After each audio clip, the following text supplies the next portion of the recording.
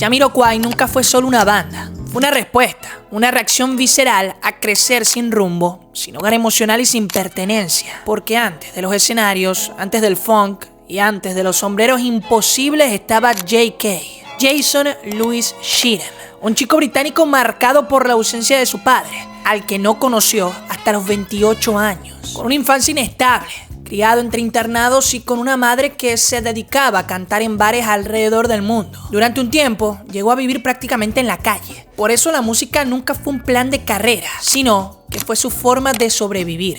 J.K. encontró en el funk, en el soul y en el jazz algo que no tenía en su vida diaria: comunidad, cuerpo, ritmo y lo más importante, identidad. Influenciado profundamente por artistas como Stevie Wonder, Marvin Gaye, Curtis Mayfield y Sly and the Family Stone, entendió que la música podía ser bailable y al mismo tiempo profundamente consciente. Ese espíritu dio origen a Jamiroquai, un nombre que no es casualidad, porque es una mezcla entre jam, que quiere decir improvisación musical, y la palabra Iroquois, el pueblo indígena norteamericano que Jay admiraba por su conexión con la tierra y su estructura comunitaria. Desde el inicio el proyecto tenía un mensaje claro: humanidad antes que ego. El debut de la banda fue con Emergency on Planet Earth en 1993, tras firmar un contrato con una sucursal de Sony llamada Sony Soho. El álbum no hablaba de fiestas ni escapismo, hablaba de crisis ambiental, desigualdad social y alienación moderna. Estas letras siendo envueltas en acid jazz y groove orgánico. En plena explosión del Britpop,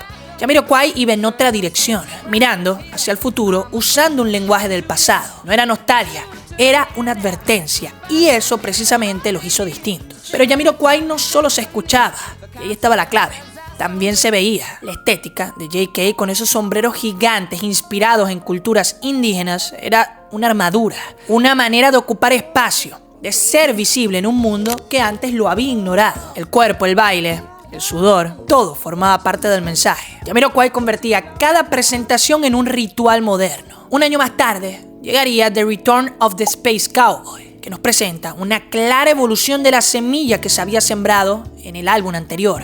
Sin embargo, el gran quiebre llegó con Traveling Without Moving, disco de 1996 en el cual apareció la conocidísima Virtual Insanity.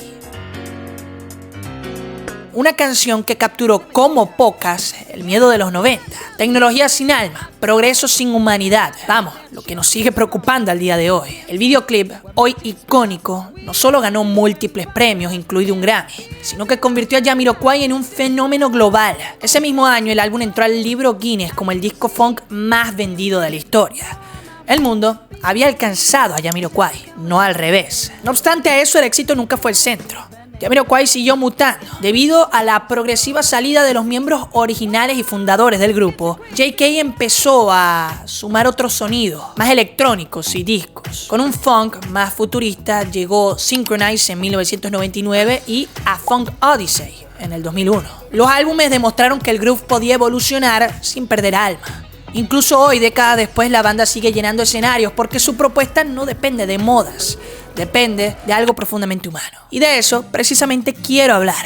Jamiroquai sobrevivió porque nunca fue un producto, fue, y repito la palabra, una identidad. ¿O por qué creen que a día de hoy, y luego de 3 lanzamientos más, posteriormente al de 2001 como fueron Dynamite, Rock Dust Like a Star y Automation, seguimos esperando un nuevo álbum de la banda? Porque Jamiroquai siempre ha sido lo que J.K. ha querido. Hay mensajes que no sobreviven si se les despoja de su forma. Hay ideas que si se les obliga a vestir de traje y corbata, pierden su esencia.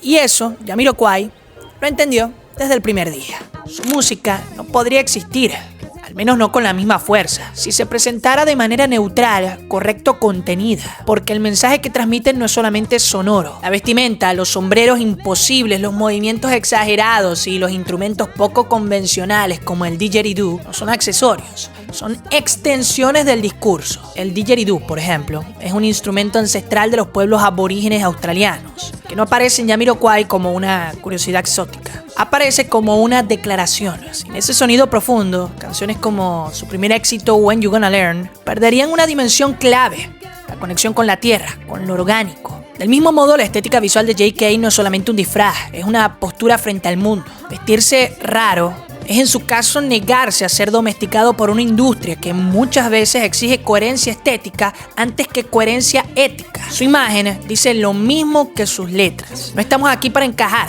estamos aquí para expresarnos. Y si Jamiroquai se presentara con una imagen sobria, predecible, entre comillas correcta, su mensaje se vería amputado. Sería como hablar de libertad susurrando, en voz baja. Ellos entendieron algo fundamental desde el principio. La forma en que nos mostramos al mundo condiciona la profundidad con la que el mundo nos escucha. Y ahí está la enseñanza que trasciende la música. Que la autenticidad no es negociable.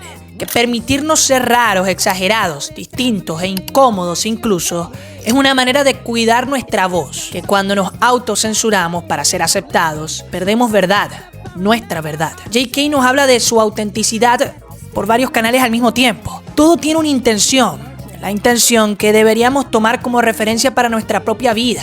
El no limitarnos, el no permitir que otros nos limiten, expresarnos como sentimos y no como están esperando los demás. Porque los demás quieren que seas algo, pero algo no es alguien. Jamiroquai nos recuerda que vivir también es un acto creativo y que a veces para decir algo verdadero hay que atreverse a actuar distinto. Muchas veces condicionamos nuestras propias decisiones y acciones con respecto a lo que vaya a pensar la gente de nuestro entorno. Como si a la gente de nuestro entorno le importara tanto nuestra vida. En eso el ser humano es un poco narcisista. Siempre creemos que todo el mundo está pendiente de nosotros y la verdad es que no. Cada uno está pendiente de su propia vida, tratando de manejarla como pueden, así también como nosotros. Y por estar pensando que tenemos la atención de nuestro entorno, limitamos nuestro ser más profundo. La música de J.K., de Jamiroquai, siento que pueden ser esas alas que necesitas para poder expresarte tal y como quieres, tal y como deseas, tal y como eres, sin importar lo que piensen los demás.